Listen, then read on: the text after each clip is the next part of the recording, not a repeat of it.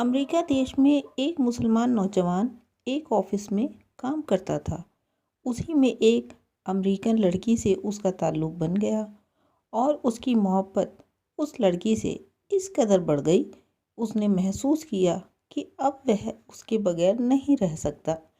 लिहाजा उसने उसके माँ बाप को पैगाम भेजा कि मैं आपकी बेटी से शादी करना चाहता हूँ। उसके माँ बाप ने नौजवान से कहा, हम अपनी बेटी की शादी तुमसे करने के लिए तैयार हैं, मगर हमारी एक शर्त है कि हम ईसाई हैं। तुमको अपना दीन छोड़कर ईसाई बनना पड़ेगा और अपने माँ बाप से ताल्लुक़ ख़त्म करना पड़ेगा। इसके अलावा तुम अपने मुल्क वापस नहीं जाओगे और जिस समाज में तुम रहते हो तुम उनसे बिल्कुल भी नहीं मिलोगे। अगर तुम्हें यह सब शर्तें मंजूर हैं तो हम अपनी बेटी की शादी तुमसे करने के लिए तैयार हैं। वह नौजवान अपने जज्बात में इतना दबा हुआ था कि उसने उनकी सारी शर्तें मान ली और माँ बाप, रिश्तेदारों, मुल्क सभी से रिश्ता ख़त्म कर बैठा। जिस समाज का वह बंदा था उन सभी से रिश्ता ख़त्म करके ईसाई बनकर ईसाइयों के माहौल में ज़िंदगी गुजारने लगा और उस लड़की से शादी करके ज़िंदगी बसर करने लगा। जब उसके मुस्लिम दोस्तों को उसके बारे में पता चला तो वह बड़े परेशान हुए और वह उसको तलाश करके मिलने की कोशिश करने लगे, मगर वह लड़का अपने दोस्तों से मिलने से भी कतराता था कि कभी कोई लड़की के परिवार का सदस्य उसे अपने समाज के लोगों से मिलता हुआ ना देख ले। लोग आखिर कहने लगे कि इसके दिल पर मोहर लग गई है। किसी ने कहा यह इस्लाम से फिर गया है, किसी ने कहा इसने जहन्नुम खरीद ली है। हर किसी की अपनी बातें थी। यहाँ तक दोस्त भी उसकी याददाश्त से गुजरने लगे। सब कुछ भूली बिसरी यादों की तरह हो गया। एक दिन इमाम साहब ने फजर की नमाज के लिए जब दरवाजे खोले तो देखा कि एक नौजवान मस्जिद में आया है। उसने वज़ू किया और नमाज की कतार में जाकर बैठ गया। इमाम साहब बड़े हैरान हुए। उनके लिए यह बात बड़ी अजीब थी। इमाम साहब ने नमाज पढ़ाई और उसके बाद उस लड़के को सलाम किया और उसको लेकर कमरे में चले गए और बड़ी मोहब्बत से उससे पूछा, आज बड़ी मुद्दत बाद आए हो। उस लड़के ने इमाम साहब को सारे हालात बताए कि कैसे उसने उस लड़की की मोहब्बत में अपना सब कुछ कुर्बान कर दिया।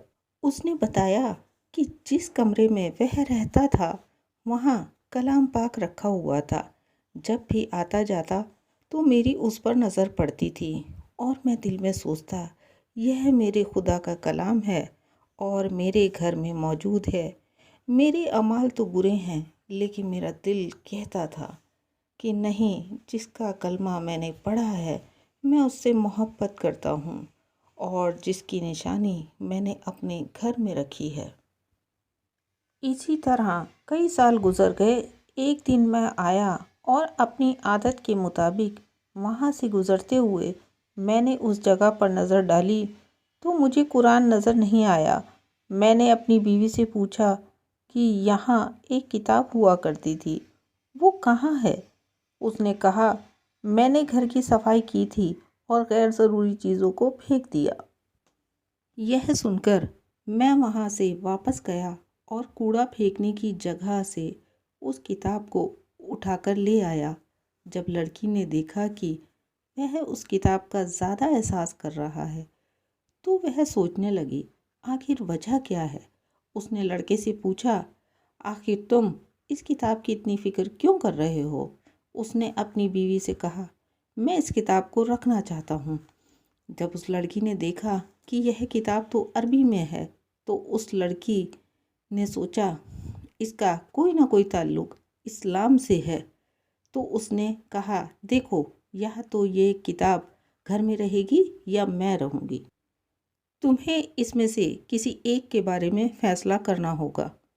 लड़के के लिए यह इम्तिहान की घड़ी थी। उसने अपने दिल से पूछा कि तूने अपनी ख्वाहिश को पूरा करने के लिए यह सब कर लिया जो तुझे नहीं करना चाहिए था।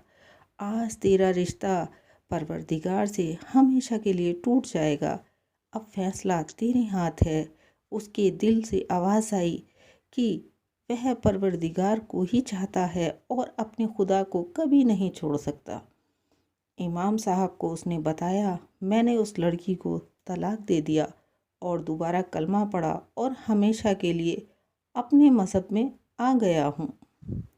यह स्टोरी आपको अच्छी लगी हो तो अपनी राय कमेंट बॉक्स में ज़रूर दें। धन्यवाद। जय हिंद, जय भारत।